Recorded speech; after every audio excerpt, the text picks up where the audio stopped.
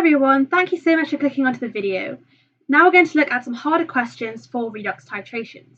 So in this question, a sample of solid ethane dioic acid has been contaminated with potassium ethane dioate. A 1.780 gram sample of this mixture was made up to a 250 centimeters cubed solution with distilled water in a volumetric flask. A 25 centimeters cubed sample was titrated against 0.100 moles per decimeters cubed of sodium hydroxide, requiring 17.35 centimeters cubed.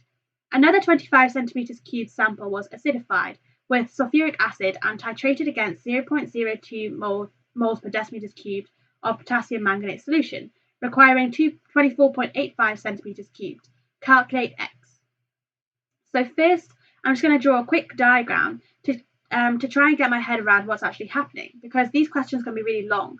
So you can sometimes mix up all the numbers for different solutions. So I always like to draw a diagram first.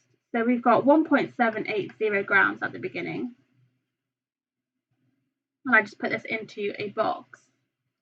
And in here we've got the ethane dioic acid.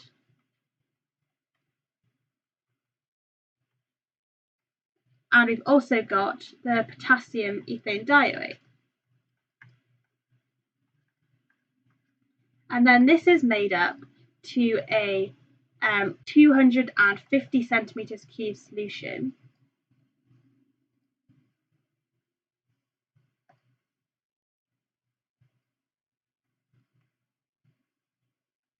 using distilled water. So we still have the same amounts of the ethane dioic acid and potassium ethane dioate, because we haven't changed that, we've just added water to it. And then we take a 25 centimeters cubed sample and we titrate it with some sodium hydroxide. So we used 17.35 centimeters cubed and the concentration was 0.100.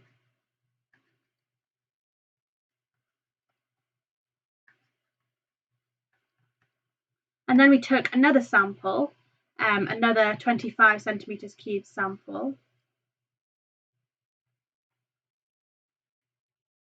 and we titrated this with potassium manganate, and we used 24.85 centimeters cubed, and the concentration, was 0.02.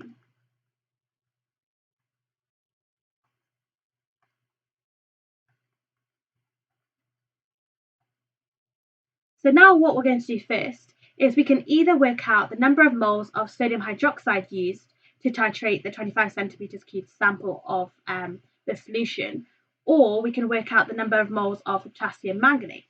So I'm just going to use the sodium hydroxide to start. So the moles of sodium hydroxide used is equal to concentration times by volume. So we've got 0.100 multiplied by 17.35. And it has to be converted to decimeters cubed, so we need to divide it by 1,000.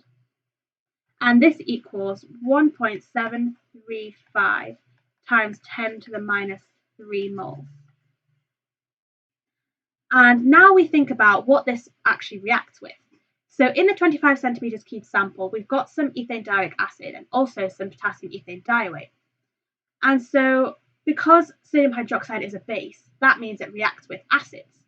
And because the ethane dioic acid is the only thing in there that has H pluses, that means that is the only thing that reacts with this sodium hydroxide.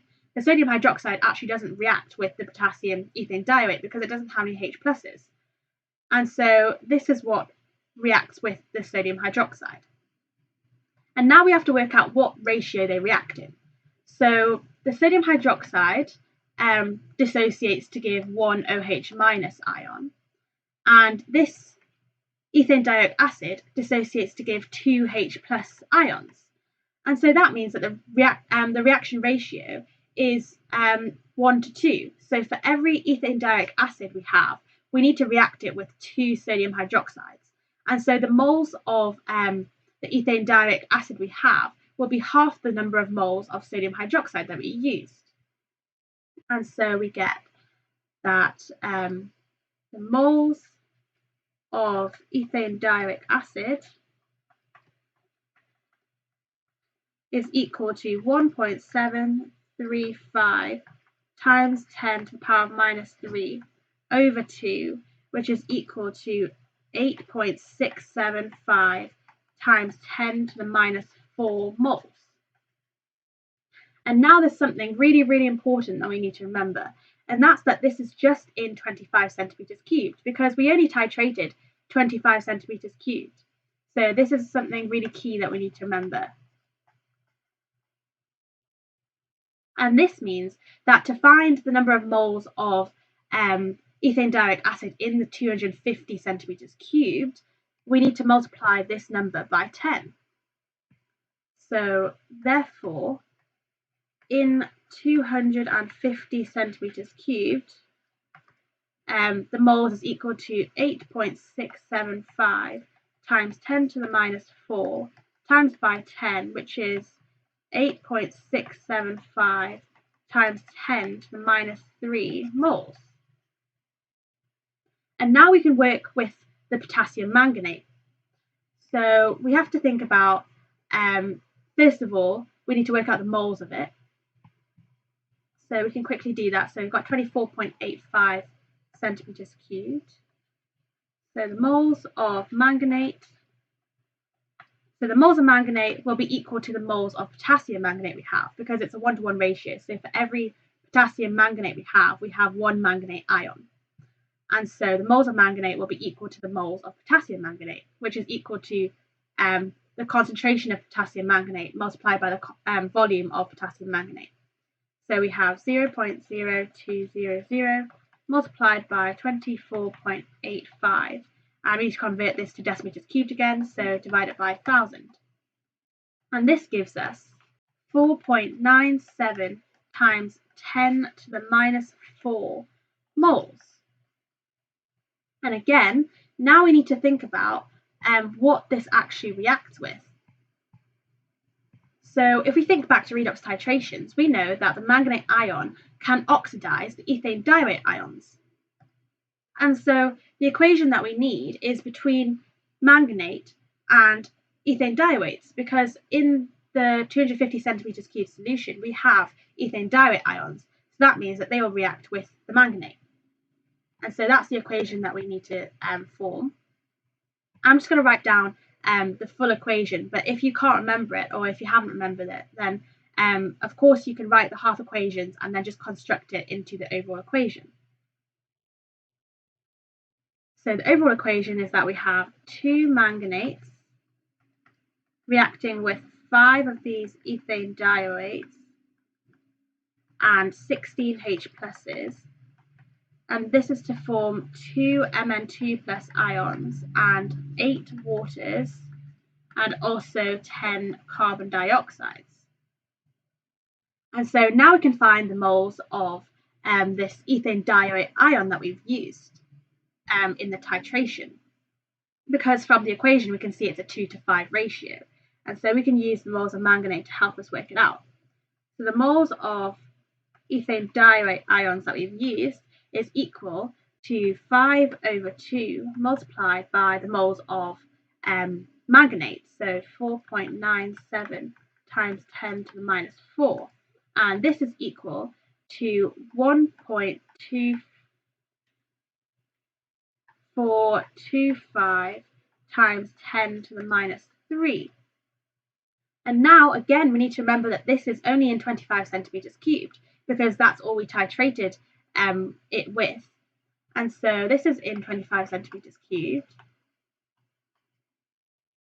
And so that means that in 250 centimeters cubed, the moles is equal to 1.2425 times 10 to the minus 3 multiplied by 10. And so this gives us 0.012425 moles. And again, now we need to think about what this manganate actually reacts with.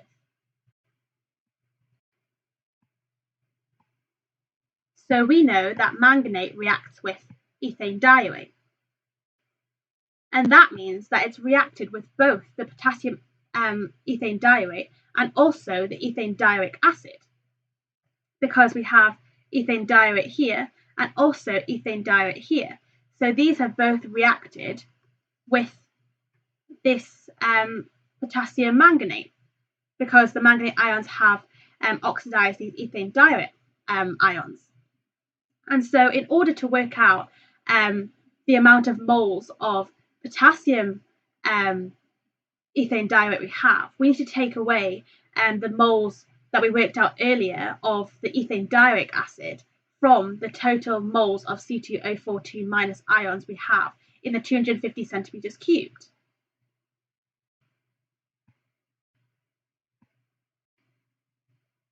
And so what we do is the moles of this potassium ethane diarrhea is equal to the moles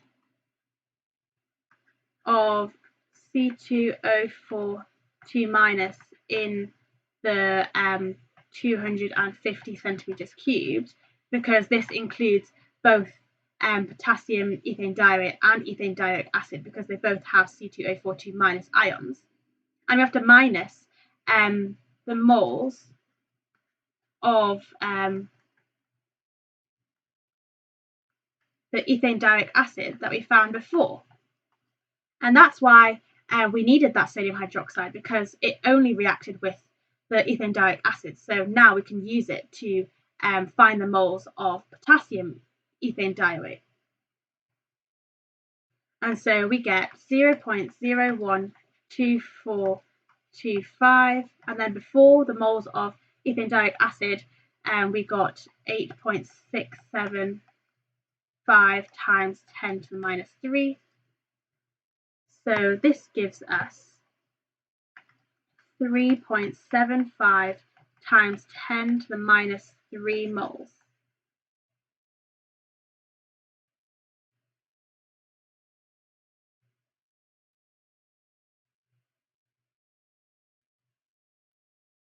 And now the next thing we want to do is to find the MR of this potassium ethane diarrhea.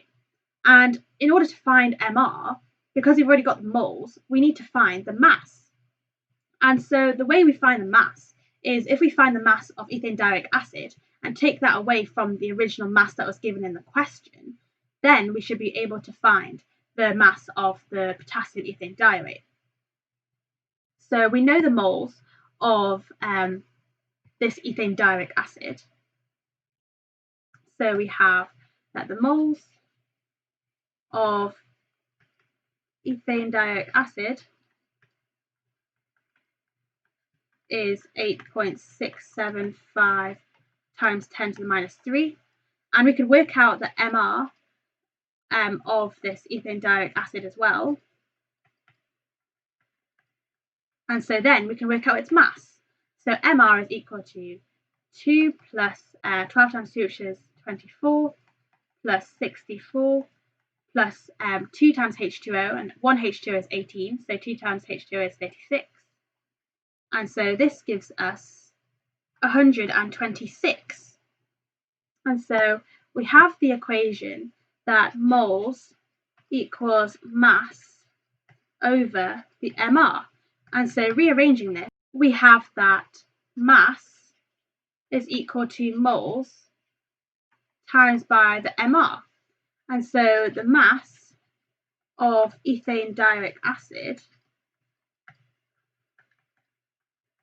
is equal to 8.675 times 10 to the minus 3 multiplied by 126.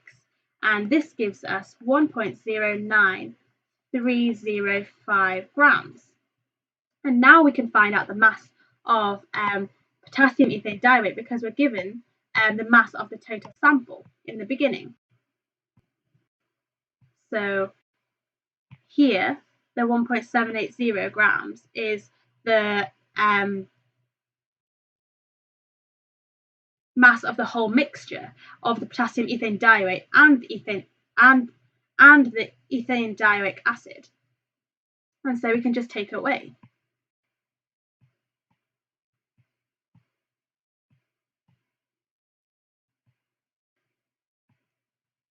So we have that the mass of potassium ethane dioate equals the mass of the mixture minus the mass of ethane dioic acid, and that equals 1.780 minus 1.09305, and this gives us 0.687 grams. So now we can work out the MR because we've got the mass and we've also got the moles. So the next step is looking at the MR. So again, we have the equation moles equals mass over MR. That means that MR is equal to mass over moles. So it equals 0.687 over the moles of potassium ethane dioate that we have, which we worked out to be 3.75 times 10 to the minus 3.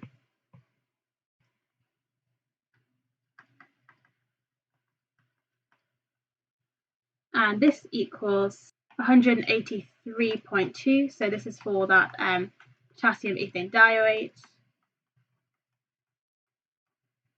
And now we can take away the MR of this K2C2O4 bit.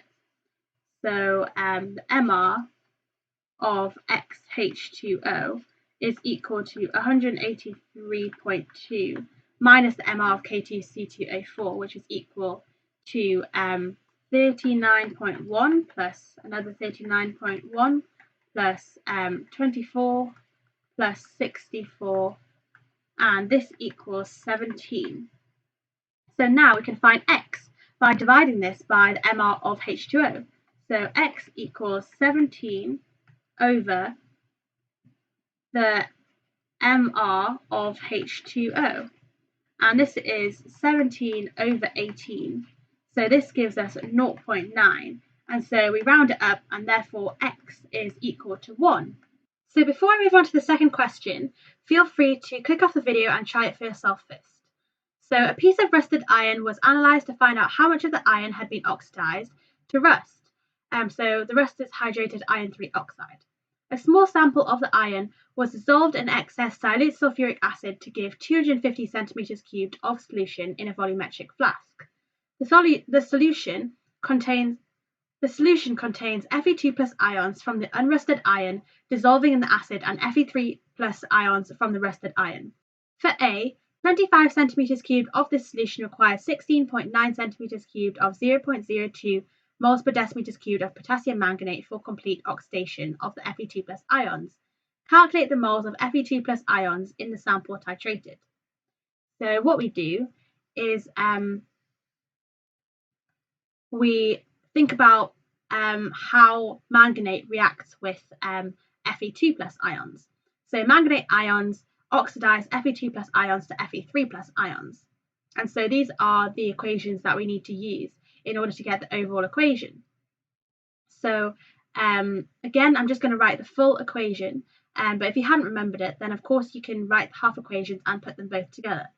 So we have 5 Fe2 plus ions reacting with a manganate ion, and also 8 H pluses, and this forms 1 Mn2 plus ion plus 5 Fe3 plus ions plus 4 waters.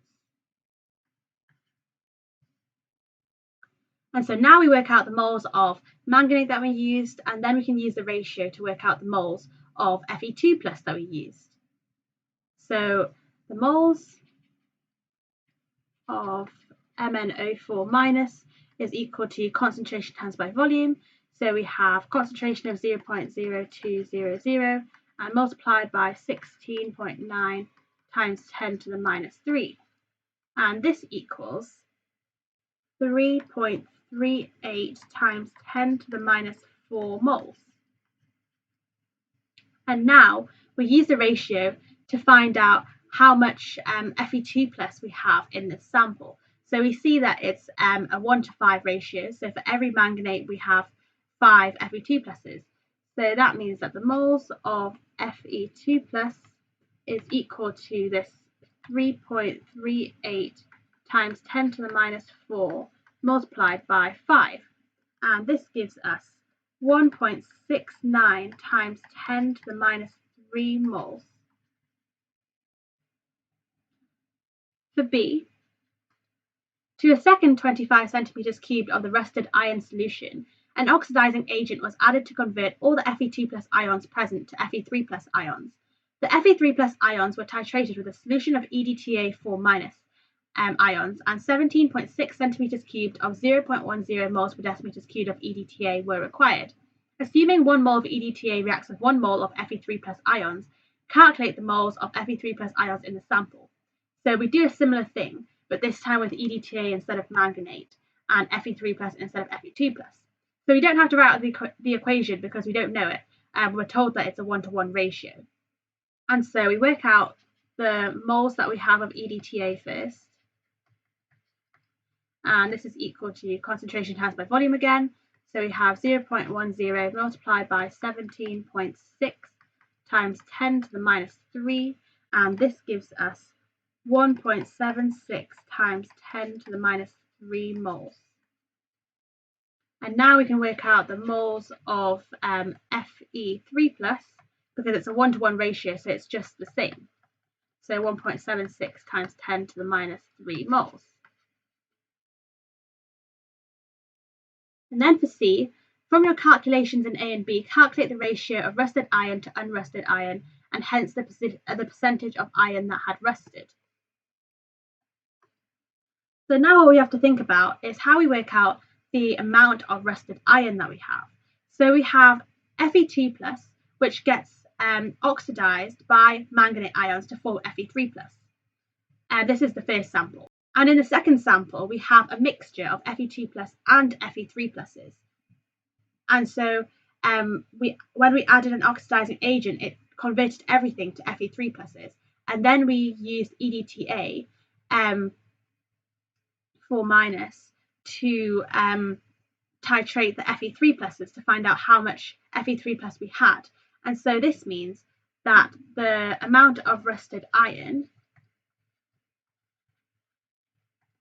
is equal to 1.76 times 10 to the minus 3, which was basically the total. So this 1.76 times 10 to the minus 3 was actually in the mixture how much Fe3 plus and Fe2 plus we had, because we converted it all to Fe3 plus before we added the EDTA, and then minus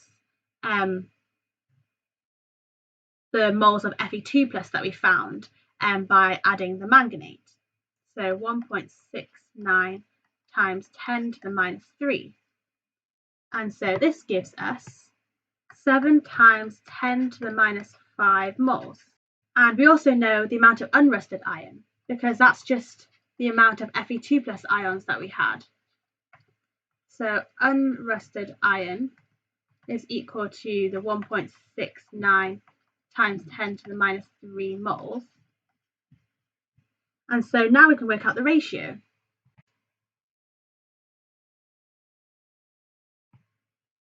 So the percent rusted is equal to the rusted over the unrusted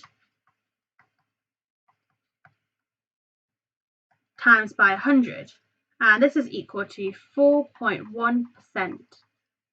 And the ratio between rusted and unrusted is 7 times 10 to the minus 5 to 1.69 times 10 to the minus 3. That's the ratio.